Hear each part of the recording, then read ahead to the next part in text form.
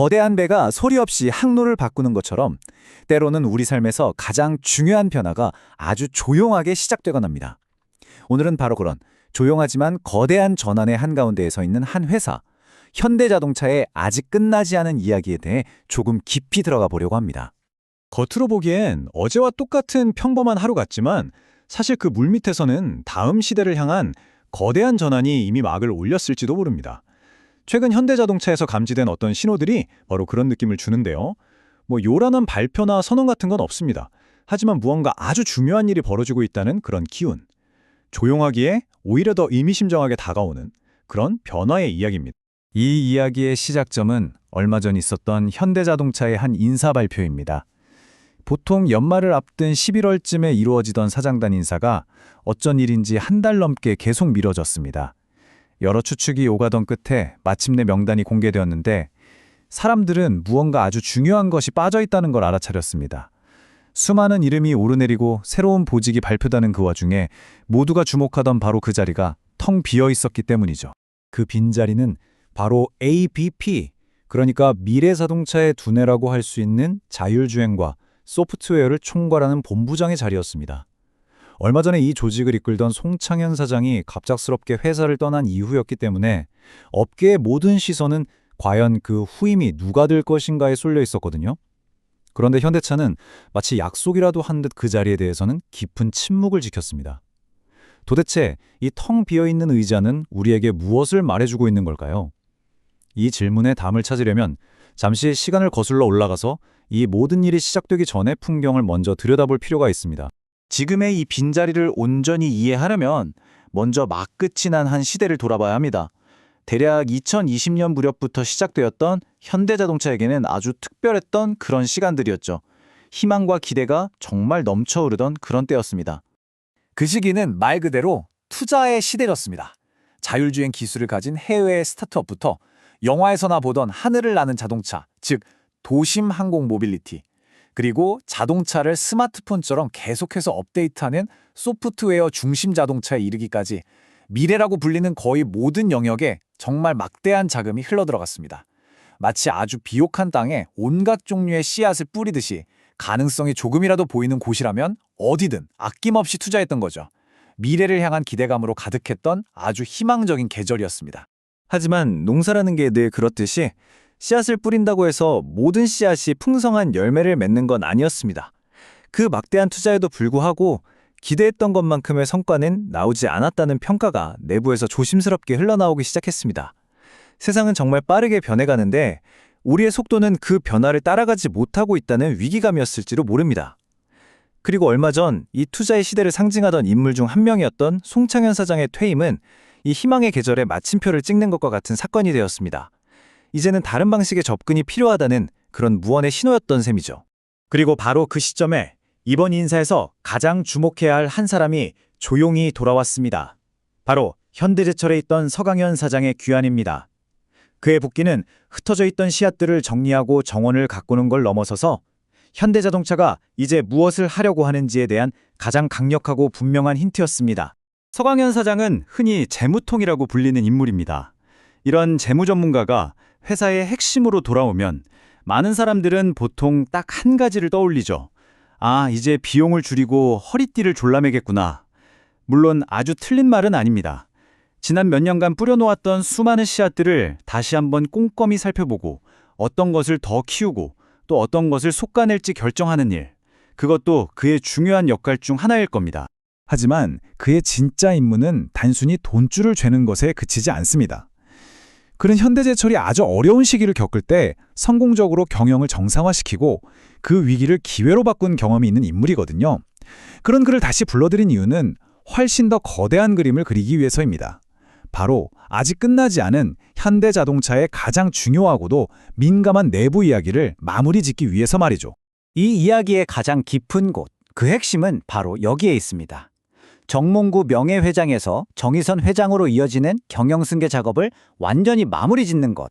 이것이야말로 지금 현대자동차가 마주한 가장 크고 시급한 과제이자 지난 몇 년간 수면 아래에 조용히 잠겨있던 가장 중요한 이야기입니다. 이 승계 작업을 아주 어렵게 만드는 것이 바로 순환출자라는 이름의 복잡하게 얽힌 실타래입니다. 잠깐 생각해보면 마치 A 회사가 B 회사에 투자하고 B 회사는 C 회사에 그리고 그 C 회사가 다시 A 회사에 투자하는 식으로 서로가 서로의 꼬리를 물고 있는 구조라고 생각하시면 쉽습니다.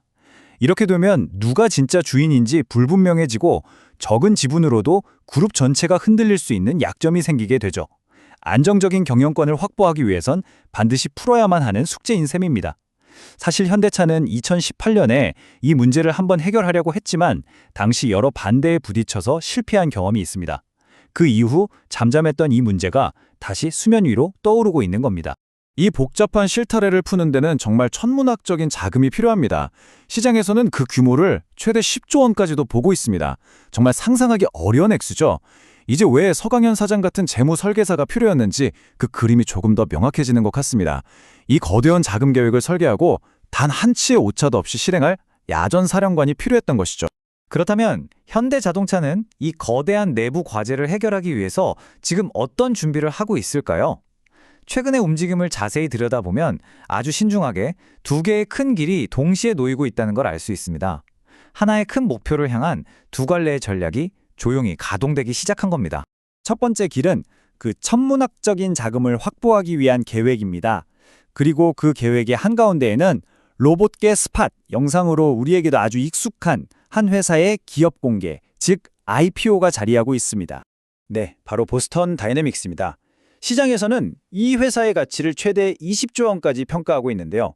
만약 상장이 성공적으로 이루어진다면 20%의 지분을 가진 정혜선 회장은 최대 4조 원에 달하는 현금을 확보할 수 있는 아주 강력한 기반을 마련하게 됩니다. 10조 원이라는 거대한 목표를 향한 가장 확실하고도 중요한 첫걸음이 되는 셈이죠. 그리고 동시에 두 번째 길이 놓이고 있습니다. 우리 몸의 가장 중요한 부분을 수술하는 동안에는 다른 신체 기능들이 그 어느 때보다 건강하게 유지되어야 하니까요. 현대차에게 그 심장과 같은 곳은 바로 거대한 미국 시장입니다. 지금처럼 경쟁이 치열하고 정책이 급변하는 시기에는 더욱 그렇죠. 현대차는 미국 시장을 지키기 위해 아주 정교한 삼각편대를 구축했습니다. 현장의 판매와 비즈니스는 이미 그 능력을 검증받은 호세 무뇨스 사장의 굳건히 이끌고 워싱턴의 복잡한 정책가 네트워크는 외교관 출신인 성김 사장이 담당합니다. 그리고 여기에 마지막 퍼즐 조각이 맞춰졌습니다. 바로 미 연방준비제도, 즉 연준과 깊은 네트워크를 가진 거시경제학자 신용석 교수를 영입한 겁니다. 금리와 환율 같은 거시경제의 큰 흐름이 자동차 판매에 직접적인 영향을 미치는 지금, 그의 통찰력은 미국 사업의 방향을 결정할 아주 중요한 나침반이 될 겁니다. 판매, 정책, 그리고 전략. 이 세 꼭지점은 그 어느 때보다 견고해 됩니다. 자, 이제 이야기의 조각들이 하나 둘씩 맞춰지고 있습니다.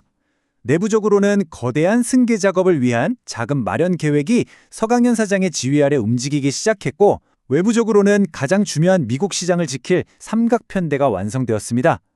모든 것이 다음 장을 위해 차분히 준비되는 것처럼 보입니다. 그런데 이쯤에서 이런 의문이 들 수 있습니다. 이 모든 준비가 단지 과거의 숙제를 풀기 위한 것일까? 꼭 그렇지만은 않습니다. 이번 인사에서는 소프트웨어 중심 공장이라는 뜻의 SDF라는 새로운 부문이 신설됐거든요. 이건 단순히 돈을 마련하고 지배구조를 안정시키는 것을 넘어서 그 단단해진 기반 위에서 앞으로 무엇을 만들 것인가에 대한 답을 준비하고 있다는 신호입니다. 로봇과 차세대 전기차를 훨씬 더 효율적으로 대량 생산하기 위한 진정한 의미의 스마트 팩토리를 짓기 시작한 것이죠. 과거를 정리하는 동시에 미래를 향한 포석도 함께 두고 있는 셈입니다. 이 모든 거대한 흐름 속에서 우리는 다시 처음의 질문으로 돌아오게 됩니다. 왜 미래 기술의 심장이라고 할 수 있는 ABP 본부장 자리는 여전히 비어 있는 걸까요? 아마도 현대차는 이렇게 생각하는 것 같습니다. 지난 5년간 겪었던 시행착오를 또다시 반복할 수는 없다. 어설픈 사람을 급하게 앉혀서 시간을 낭비하기보다는 시간이 얼마가 걸리더라도 전 세계를 뒤져서라도 이 거대한 변화를 이끌 진짜 전문가를 찾겠다는 아주 신중하고 어쩌면 고통스럽기까지 한 의지의 표현으로 읽힙니다. 이제 정말 많은 것들이 준비되었습니다. 거대한 자금 계획을 실행할 재무 설계사가 돌아왔고, 회사의 근간이 되는 사업은 그 어느 때보다 튼튼하게 보호받고 있습니다.